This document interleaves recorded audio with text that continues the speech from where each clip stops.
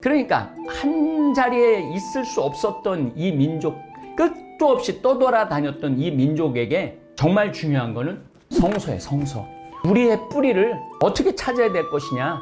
그래서 바빌론에서 유배를 갔다 오고 난 다음에 이 성서를 쓰기 시작하는 거예요. 그동안 여기저기 많은 자료들이 있었겠죠. 그 다음 아브라함에 관련된 이야기, 이삭에 관련된 이야기, 야곱에 관련된 이야기, 그리고 또 꿈쟁이 요셉 얘기도 알고 있었을 거고, 400년 동안 정말로 어떤 기록도 없어요. 딱 430년 동안 종사를 했다. 그걸로 끝나는 거야. 그리고 난 다음에 사울, 다윗, 솔로몬의 시대를 거치면서 진짜 하느님이 주신 약속 땅에서 우리 산다. 그러다가 아시리한테 망하고 바빌론한테 망하는 거예요. 그래서 우리가 우리의 뿌리를 알기 위해서는 이 성서를 무슨 써야 되겠다. 그래갖고 이 성서를 쓴 거죠. 그러니까 이 기가 막힌 성서가 탄생을 하게 되는 겁니다. 그런데 또 불행하게도 자기네들이 한 500년 동안은 가나안 땅에서 살아요. 가나안 땅에서 사는데 이 500년 동안 뭐가 가장 중요했느냐면 안식일이 중요했어요. 왜냐하면 이들은 하느님을 기억하기 위해서 안식일을 꼭 기억했어요. 그러니까 유대인들은 안식일을 지켰고 안식일은 유대인을 지켰다는 말이 있어요.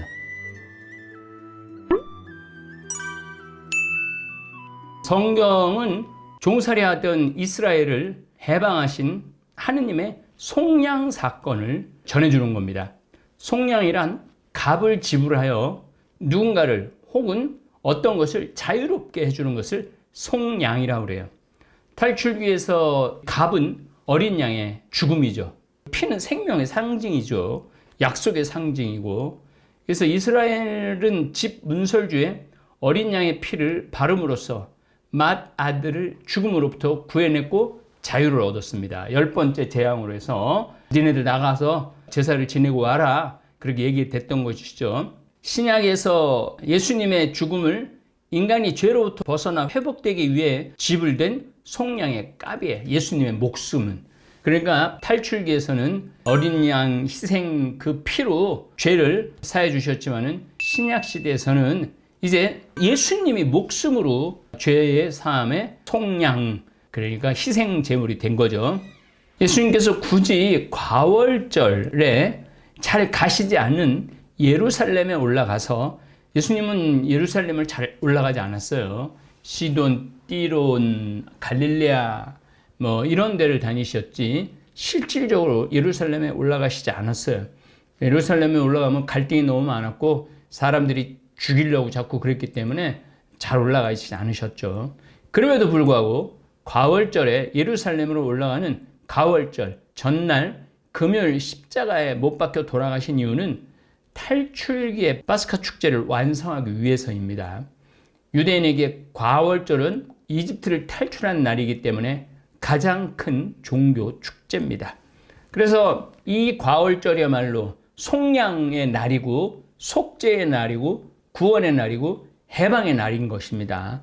그래서 예수님은 과월절을 굳이 선택하셔서 우리 인간을 위한 하느님의 어린 양이 된 거죠. 구약에서는 이스라엘이 이집트를 탈출하기 위해 10번째 재앙으로 어린 양의 피를 문설주에 발라 유대인이 목숨을 건질 수 있었고, 신약에서는 예수님의 십자가 위에서 흘리신 피로 인류가 영원한 구원을 얻게 되는 영광을 얻습니다.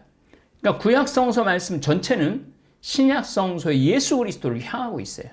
여러분들이 이제 구약 성서를 읽을 때 이거 예수님을 향하고 있구나, 그걸 자꾸 깨달을 때 이 성서가 아주 흥미진진해질 겁니다. 자, 이제 하느님의 어린 양이 파스카 축제의 제물로 나오죠. 요한복음 1장 29절에서부터 34절을 보면 이런 얘기가 나와요. 이튿날 요한은 예수님께서 자기 쪽으로 오시는 것을 보고 말하였다. 보라, 세상의 죄를 없애시는 하느님의 어린 양이시다. 저분은 내 뒤에 한 분이 오시는데 내가 나기 전부터 계셨기에 나보다 앞서신 분이시다 하고 내가 전에 말한 분이다. 나도 저분을 알지 못하였다. 내가 와서 물로 세례를 준 것은 저분께서 이스라엘에 알려지게 하려는 것이다. 요한은 또 증언하였다. 나는 성령께서 비둘기처럼 하늘에서 내려오셔 저분 위에 머무르는 것을 보았다. 나도 저분을 알지 못하였다. 그러나 물로 세례를 주라고 나를 보내신 그분께서 나에게 일러주셨다. 성령이 내려와 어떤 분 위에 머무르는 것을 내가 볼 터인데 바로 그분이 성령으로 세례를 주시는 분이시다. 과연 나는 보았다. 그래서 저분이 하느님의 아드님이시라고 내가 증언하는 것이다. 예수님은 당신의 사명을 완수하기 위해 죽음을 꿋꿋이 가시죠. 예수님은 유대인이셨고 탈출기의 파스카 축제를 너무나 잘 아셨고 이 시기를 스스로 어린 양이 되어 목숨을 봉헌하시는 거죠. 그래서 우리 그리스도인들은 성체를 모시기 직전 이러한 소중한 기도문을 바치는 것입니다. 하느님의 어린 양, 세상의 죄를 없애시는 주님, 자비를 베푸소서. 사실은 세상의 죄를 없애기 위해서는 목숨을 바치는 거예요. 우리가 이렇게 말하는 것하고 똑같아. 하느님의 어린 양, 세상의 죄를 없애시는 주님, 자비를 베푸십시오. 저희를 위한 희생제물이 되어주십시오. 죽어주십시오. 그 얘기예요. 하느님의 어린 양, 세상의 죄를 없애시는 주님, 자비를 베푸소서. 하느님의 어린 양, 세상의 죄를 없애시는 주님, 평화를 주소서. 그분의 희생으로 자비와 평화를 우리가 선물로 받고 천국문을 선물로 받을 수 있었던 것입니다. 그래서 이 탈출기의 어린 양, 십자가의 희생양, 뛰어놀래야 뛰어놀 수가 없는 거예요. 벌써 1300년 전에 이미 유대인들은 탈출의 의미를 알았던 것이죠. 기원전 17세기경 이집트로 내려간 야곱 가족, 기원전 3500년경 수메르 문명 어디신지 아시죠? 페르시아 그쪽이에요. 문명이 탄생한 뒤 유프라테스 강과 티그리스 강 사이에 메소포타미아 문명이 꽃피웠고 기원전 21세기경에 아브라함은 메소포타미아에서 문명이 가장 찬란했던 수메르 문명이 가장 찬란했던 우르에서 태어나서 성장을 합니다. 목동이었던 그는 무역업과 우상숭배가 만연했던 하란으로 올라가요. 고향에서 5,000km 정도 하란으로 올라가요. 하느님의 약속의 땅으로 가라는 명령을 듣고 이제 75살에 지금의 팔레스타인 지역, 레반트 지역으로 내려가요. 진짜 어떻게 보면은 그러면 그 좋은 우르에서 신앙생활을 하지, 하란에서 신앙생활을 하지, 그 좋은데 기름지고 물 많은데 왜 그걸 놔두고 하느님은 완전 고향을 떠나라고 그러고 친척을 떠나라고 그러네. 이거는 그 지역의 우상숭배, 그냥 우상숭배 속에 있는 그 안에서는 하느님의 모습을 제대로 파악할 수가 없다는 거예요. 그러니까 아무것도 없는 지역으로 가라는 거예요. 왜 그랬는가 하느님이 이해가 많이 돼요. 그리고 이들은 한 곳에 머무르는 것이 아니라 계속 떠돌아다니기 때문에 오로지 지방신, 지역신 이런 거에 구애받지 않아요. 완전 하늘 하느님한테 매여 있는 거죠. 그래서 이들한테 신앙을 내려보내주는 게 참 그 과정이 기가 막히다라고 생각을 합니다. 아브라함, 이삭, 야곱 3대에 이르러 70명의 족속으로 늘어납니다. 처음에 아브라함하고 이삭하고 이스마엘 요 정도였지 이삭 때도 그렇게 자식들이 많지 않았어요. 그러니까 우리가 아브라함의 하느님, 이삭의 하느님, 야곱의 하느님 여기까지 했지 그 다음부터는 이스라엘의 하느님이라고 그래. 국가로 나면서부터는. 그래서 7년 가뭄을 견디지 못하고 꿈쟁이 요셉이 재상으로 있는 이집트로 이주를 하죠. 그리고 400년의 세월이 흐른 뒤 이집트에서 자유인주의에서 종살이주의로 떨어져 버려요. 이집트는 신왕국 제3중간기 말기 왕조 이렇게 됩니다. 아흐모세 1세의 제18왕조와 함께 이집트 신왕국이 시작이 됩니다. 이 시기에 이집트는 막강한 힘을 바탕으로 남쪽으로는 누비아의 톰보스에서 동쪽으로는 레반트 지역까지 점령합니다. 이디오피아, 수단 여기를 누비아라고 표현을 합니다. 동쪽으로는 레반트 지역까지 지금 팔레스티나 지역까지 다마스커스 이런 데까지 영향을 미쳤다는 얘기예요. 하트셉수스, 투투모세 3세, 아크나톤, 네페르티티, 투탕카멘, 람세스 2세 등 유명한 파로 대부분이 이 시기의 통치자들입니다. 또 이 시기에 아톤을 중심으로 처음으로 일신 숭배 사상이 세워집니다. 아톤이라고 그러면은 태양신을 얘기하는 겁니다. 태양신만 유일한 신이다.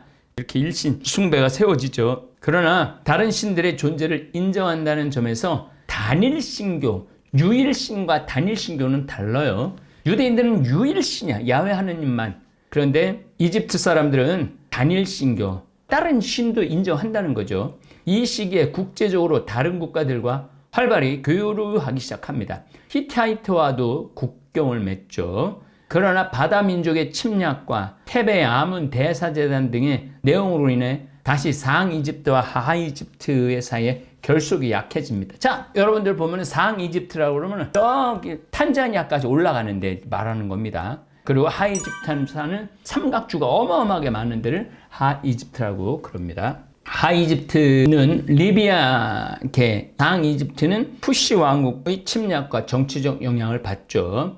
아시리아 역시 이집트를 지배하게 오래 가지는 못하고 이집트에서 다시 독립을 합니다. 그러니까 계속 연결이 있는 거죠.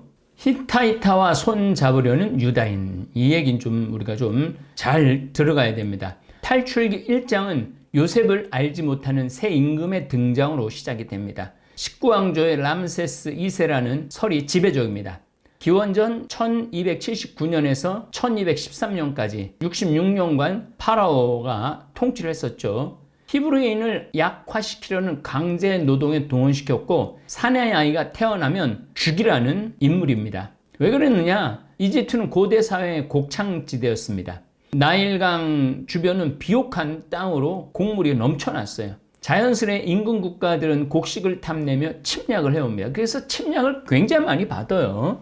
람세스 2세 때는 히타이트가 침략을 했습니다. 이런 상황에서 이스라엘 백성은 국경지대 쪽에서 살았습니다. 야곱 가족이 파라오에게 하사받은 땅 나일강이 퇴적해 삼각주를 이룬 곧센 지역이었습니다. 수도 카이로에서부터 동쪽으로 50km 지점에 이스라엘이 430년간 살던 땅입니다. 창세기 47장 6절에 나옵니다. 다 읽어봤습니다. 수도 카이로에서 50km 지점으로 이스라엘이 430년 동안 살던 땅에 굉장히 비옥한 땅이었던 거죠.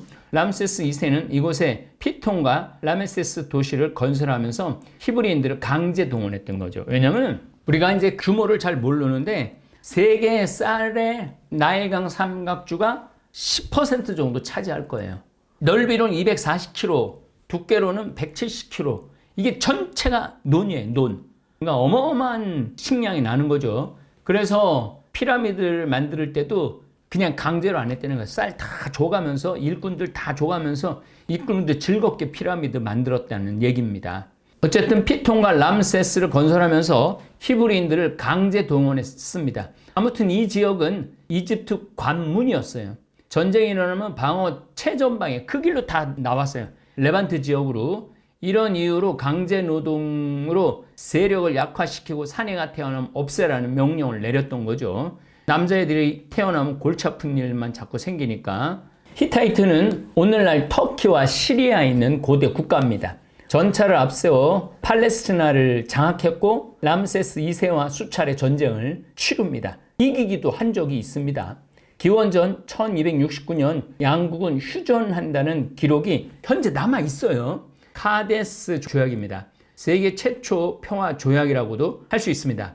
아브라함은 한때 헤브론에 머문 적이 있는데 이집트에서 멀지 않는 도시였습니다. 그곳 히타이트 사람에게 은 400세겔을 주고 막펠라 동굴을 샀다는 기록이 창세기에 있습니다. 여러분도 막펠라 동굴, 유대인들은 땅이 없었기 때문에 막펠라 동굴이 굉장히 중요하다고 말씀드렸어요. 그래서 400세겔을 주고 막펠라 동굴을 사라를 위해서 산 것이죠. 히타이트 사람들은 이미 이집트 가까이에서 세력을 형성하고 있었던 것이죠. 왜냐하면 아브라함도 이집트로 올라갔다 내려갔다 했으니까 이스라엘 민족의 이집트 탈출은 기원전 13세기 중엽으로 보고 있어요. 람세스 2세 후계자였던 메르넵타 왕이 세운 전승비가 발견되기 때문입니다. 이 비문에는 이스라엘이라는 이름이 등장을 합니다. 대개 성수 안에만 이스라엘이라는 이름이 등장하는데 이스라엘이라는 명시가 돼요. 성경 밖 문헌으로는 처음이라 할 수 있어요.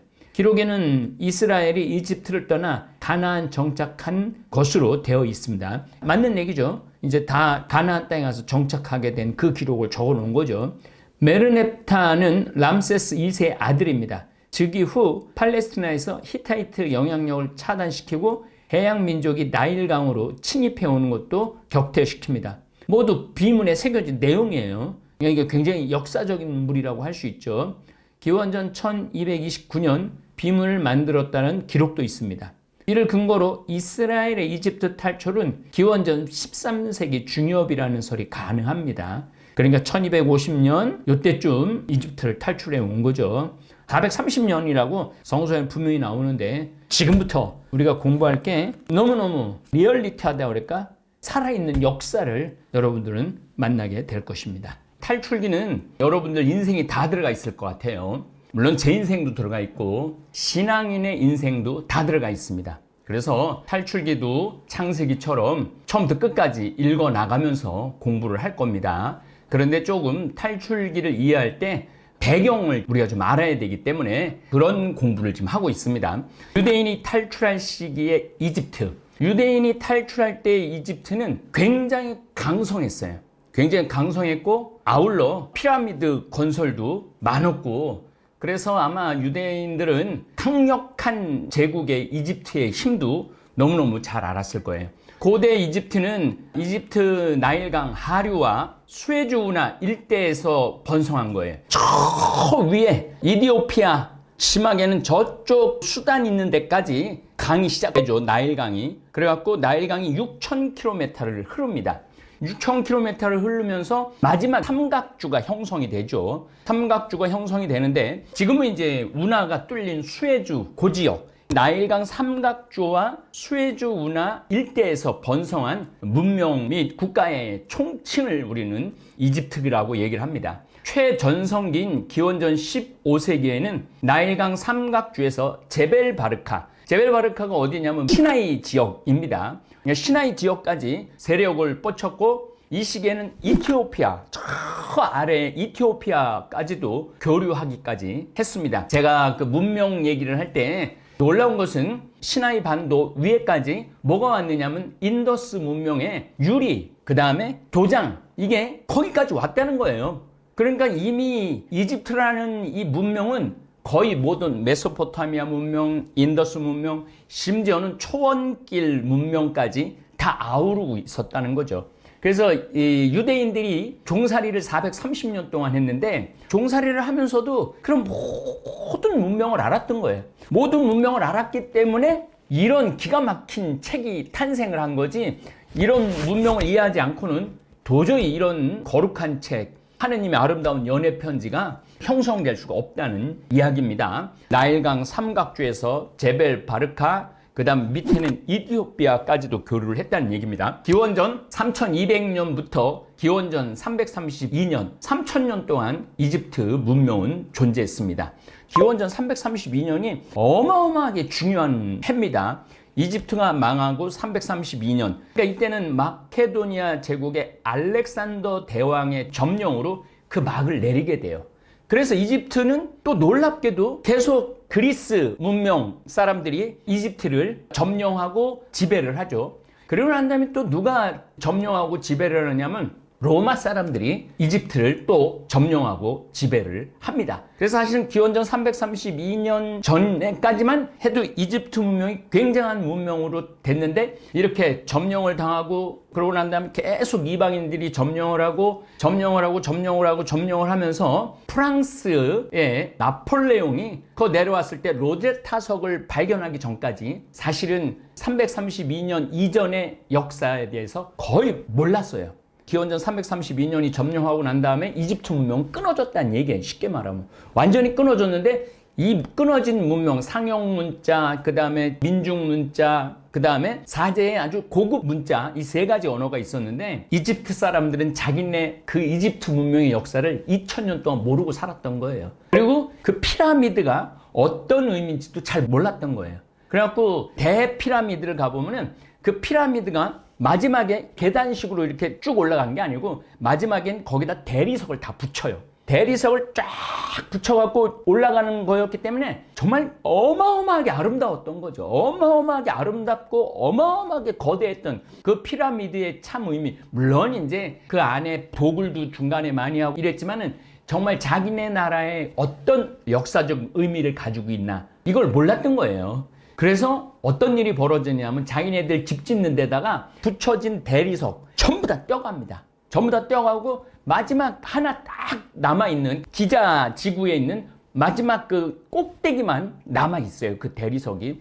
그런 이유가 기원전 332년에 알렉산더가 정복하고 난 다음에 이방인들이 계속 거기를 했고, 알렉산더가 오면서 이집트는 어떤 문명을 쓰냐면 그리스 문자 히라보를 써요.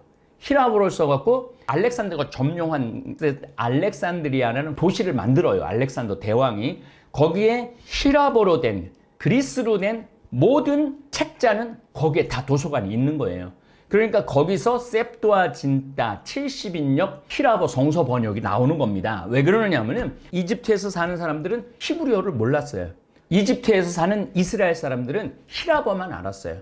그 사람들을 위해서 히브리어 성서를 히라보로 번역해 놓은 책이 히라보 성서입니다. 그래서 지금 여러분들은 진짜 역사의 한 가운데를 지금 가로지르고 있는 겁니다. 이집트는 원조 수로지구, 삼각주가 쫙 뻗어 있기 때문에 다 수로로 돼 있는 거, 다 수로. 그러니까 배로 농사도 다 지고 가고, 뭐 관계 산업이라는 게 뭐냐면은 관계 시설이라고 그래요. 물 대주는 거. 물 대주는 산업에 의존했던 아주 고도로 발달한 문명입니다. 그러니까 이 고도로 발달한 문명 자체를 이스라엘 사람들은 430년 동안 종살이 하면서 다 보고 배웠던 거예요. 앞으로 이제 탈출기를 보면은 창세기는 뭐 아주 웃기지도 않는 내용들이 너무너무 많아요. 그런데 탈출기로 넘어가면은 일목요연하게 하나하나가 다 정리돼서 나옵니다. 이런 것들이 아마 제 생각에는 이집트 종살이에서 습득한 지식이 아닌가 그렇게 생각이 듭니다. 이집트 영토 대부분은 북아프리카에 위치해 있죠. 북아프리카에. 그 다음에 시나이 반도는 서남아시아에 있고, 또 이 나라는 위에 지중해와 홍해 해안선이 있어요. 서쪽으로는 리비아, 서쪽 리비아도 어마어마하게 큰 나라죠. 남쪽으로는 수단, 그리고 동쪽으로는 가자 지방과 이스라엘을 마주보고 있죠. 가자 지역이 어디냐면은 지금 여러분들 가자 지구라고 그러죠. 지중해 이렇게 디귿자로 있는데 거기에 지금 이스라엘 사람들이 폭격기를 막 80대를 대놓고 아주 집중적으로 사격을 하고 지금 전쟁을 하고 있죠. 거기가 하여튼 지금도 문제고 그때도 문제였던 것이죠. 고대 이집트 문명은 흔히 상 이집트와 아래 하 이집트로 나뉩니다.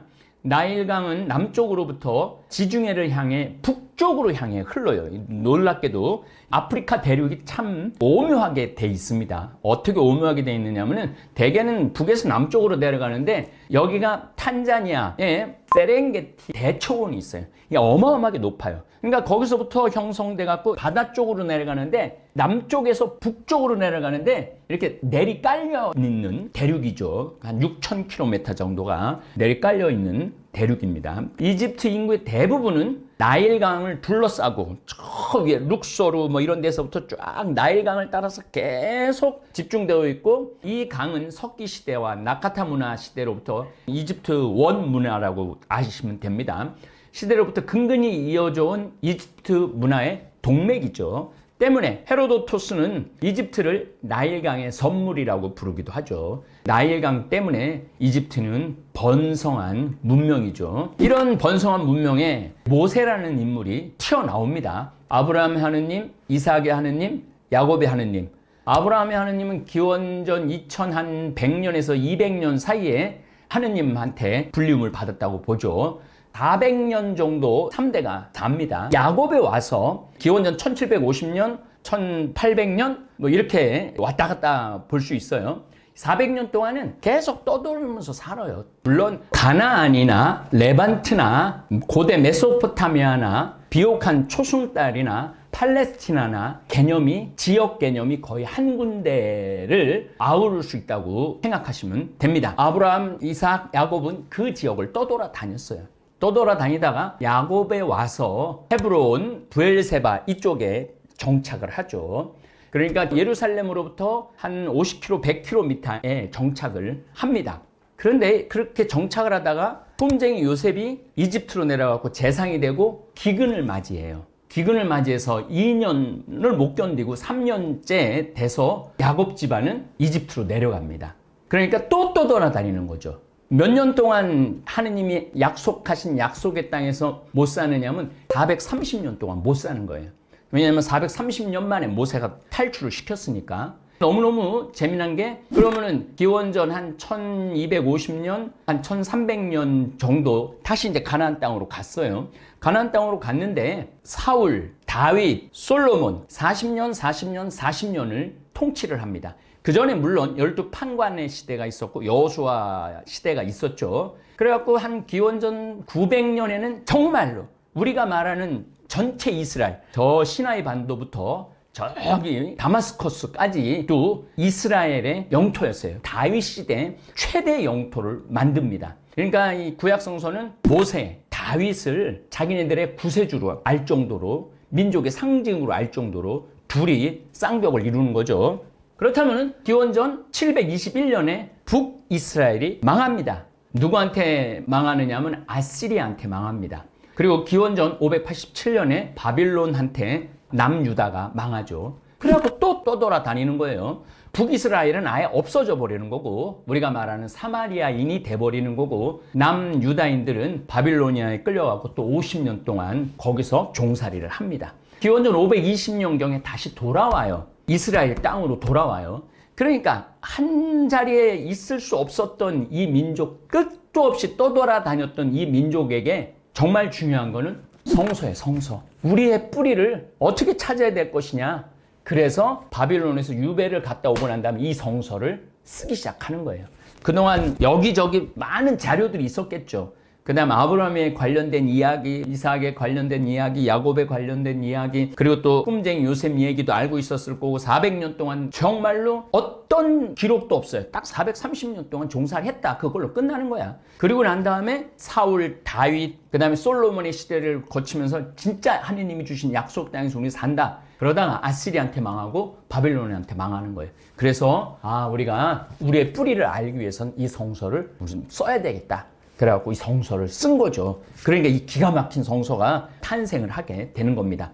그런데 또 불행하게도 자기네들이 한 500년 동안은 가나안 땅에서 살아요. 가나안 땅에서 사는데 이 500년 동안 뭐가 가장 중요했느냐면 안식일이 중요했어요. 왜냐하면 이들은 하느님을 기억하기 위해서 안식일을 꼭 기억했어요. 그러니까 유대인들은 안식일을 지켰고 안식일은 유대인을 지켰다는 말이 있어요.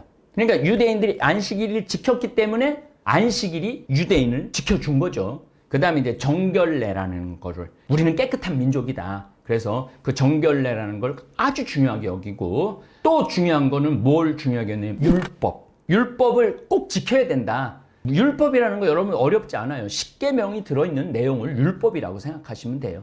그리고 그 십계명을 지키기 위한 많은 교리들, 그 다음에 도구마, 교의라고 그러죠. 그래서 모세오경을 율법서라고 그러는 거예요. 그리고 이제 그렇게 살았는데 기원전 한 60년경에 로마한테 또 정복을 당합니다. 로마한테 정복을 당하고 70년에 1차 반란을 일으키고 135년에 2차 반란을 유대인들이 일으켜요. 그 대단한 로마 사람들한테. 그러니까 하도 유대인들이 독살스러우니까 하드리아누스 황제가 135년에 어떤 법을 발의하느냐 하면은 유대인들은 유대 땅에서 살 수 없는 법을 만들어요. 유대인들은 다 쫓겨나요. 쫓겨나갖고 언제까지 떠돌아다니느냐면 1948년 독립할 때까지 떠돌아다니는 거예요. 이제 어디로 떠돌아다녀요? 스페인으로 떠돌아다니고, 그 다음에 폴란드로 떠돌아다니고, 그 다음에 체코로 떠돌아다니고, 프랑스로 떠돌아다니고, 그 다음에 독일로 떠돌아다니고, 그것도 안 되면 네덜란드로 떠돌아다니고, 이탈리아에서도 떠돌아다니고, 영국에서도 떠돌아다니면서 135년부터 1948년까지 최종적으로 어디까지 떠돌아가느냐 하면은 미국 대륙이 발견했을 때 미국으로 많이 갑니다. 유대인들이. 근데 놀라운 건 미국으로 간 유대인들은 어떤 유대인들이냐면은 상술이 뛰어난 유대인들이 미국으로 건너와요. 한 1700년에서 1800년 사이에 그렇게 떠돌아다니는 거예요. 그러다가 또 이제 나라를 찾은 거예요. 1948년에 나라를 찾고 지금 이제 몇 년 겨우 자기네 나라 땅에서 사는 거예요. 이제 한 70년 정도 자기네 나라 땅에서 사는 거예요. 근데 우리나라는 어때요? 우리나라는 5,000년 동안 떠돌아다닌 적이 있어요, 없어요? 없어요. 물론 중국의 침략, 만주의 침략, 몽고의 침략, 일본의 침략 이런 건 있었지만은 우리는 이 자리에서 정말로 우리의 고유한 한민족의 특수성을 유지하면서 살아온 민족이죠. 이렇게 강대국이 있음에도 불구하고 우리의 민족이 지금까지 존재할 수 있었던 것은 우리 민족의 아주 우수한 뛰어난 능력이 있다는 거예요. 어쨌든 탈출기는 구약성경 두 번째 책입니다. 예전 이름은 출애굽기, 이집트를 탈출하는 거예요. 이스라엘이 모세 인도로 이집트를 떠나는 과정이 담겨 있습니다. 기원전 1700년경 야곱은 이집트로 이주했고 그곳에서 죽습니다. 후손들은 나일강 델타 지역, 삼각주 지역에서 곧센 지역에서 430년을 살았다고 증언을 하죠. 탈출기 12장 40절을 읽어보면 이런 내용이 나옵니다. 이스라엘 자손들이 이집트에서 산 기간은 430년이다. 430년이 끝나는 바로 그날 주님의 모든 부대가 이집트 땅에서 나왔다. 그날 밤 주님께서 그들을 이집트에서 이끌어내시려고 밤을 새우셨으므로 이집트의 모든 자손도 대대로 주님을 위하여 이 밤을 세우게 되었다. 이게 뭐예요? 파스카, 과월절, 유월절이라는 게 6월달이 6월절이 아니라 건널 유자예요. 그래서 건너는 절, 이게 바로 파스카 축제의 시작입니다. 그리고 예수님께서는 최후의 만찬 때 파스카 축제를 지내고 그때도 밤을 새워서 기도하시고 십자가에 못 박아 돌아가심으로써 이집트에서 종살이에서 탈출하듯이 예수님의 십자가의 희생은 우리 죽음으로부터의 탈출이 되는 거예요. 그러니까 이제 우리 그리스도인들은 죽어도 죽은 게 아니고 하느님한테로 건너갈 수 있는 거예요. 그걸 파스카, 건너가다, 지나가다, 이런 의미를 지니고 있는 거죠. 그러면 여러분들은 이제 하느님을 믿고 예수님을 열심히 믿고 십계명을 열심히 지키고 신앙생활을 열심히 했어요. 그럼 여러분들은 뭐를 통해서 하느님께 갈 수 있을까요? 죽음을 통해서 갈 수 있는 거예요. 그래서 우리에게 죽음은 두려움이 아니라는 거죠. 죽음을 통해서 우리는 하느님으로부터 건너갈 수 있는 거예요. 우리가 건너갈 수 있는 이유는 뭐냐면 구약시대에 파스카의 기념이 있었고 예수님은 이 파스카 때 당신의 십자가에서 하느님의 어린 양이 돼갖고 제물이 됐고 그 제물 영화는 우리는 죽음에서 건너가는 존재들이 되는 거죠. 성서는 아주 일관되게 예수 그리스도를 향한다는 얘기입니다. 감사합니다. 사람이 가장 두려워하는 순간은 언제일까요? 돈을 잃었을 때일까요? 건강을 잃었을 때일까요? 아니면 자신이 어디에서 왔는지조차 잊어버릴 때일까요? 이스라엘 민족은 바로 그 순간을 겪었습니다. 그들은 땅을 잃었습니다. 나라를 잃었습니다. 그리고 흩어졌습니다. 바빌론으로 끌려가고 다른 나라로 흩어지고 더 이상 한 민족으로 살 수 없는 상황이었습니다. 이건 단순한 패배가 아니라 정체성의 붕괴입니다. 나는 누구인가? 우리는 어디서 왔는가? 왜 살아야 하는가? 이 질문이 사라지면 사람은 무너집니다. 민족도 마찬가지입니다. 그래서 그들은 기억하기로 합니다. 그들이 처음 한 일은 무기를 드는 것도 아니었고 땅을 되찾으려는 것도 아니었습니다. 그들은 기록하기 시작했습니다. 조상들의 이야기, 하느님과의 약속, 그리고 자신들의 역사. 이것이 바로 성경의 시작입니다.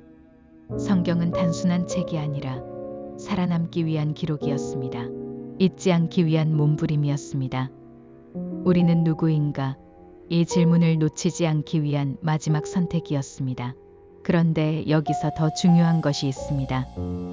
그들은 단지 기록만 하지 않았고 안식일을 지켰습니다.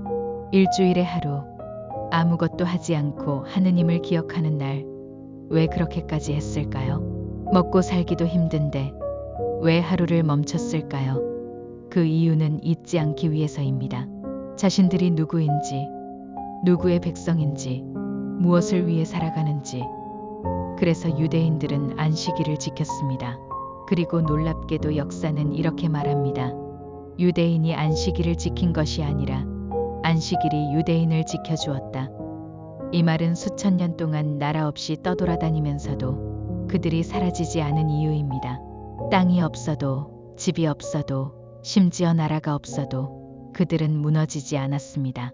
왜냐하면 자신들이 누구인지 알고 있었기 때문입니다. 여러분의 인생도 마찬가지입니다. 환경이 무너질 수 있습니다. 상황이 바뀔 수 있습니다.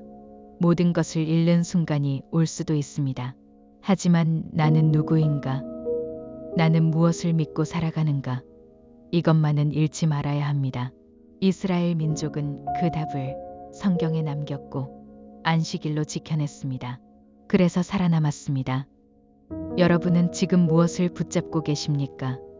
그리고 그것이 여러분을 지켜줄 수 있습니까? 감사합니다. 하늘에 계신 우리 아버지, 아버지의 이름이 거룩히 빛나시며 아버지의 나라가 오시며 아버지의 뜻이 하늘에서와 같이 땅에서도 이루어지소서. 오늘 저희에게 일용할 양식을 주시고 저희에게 잘못한 일을 저희가 용서하오니 저희 죄를 용서하시고 저희를 유혹에 빠지지 않게 하시고 악에서 구하소서. 아멘.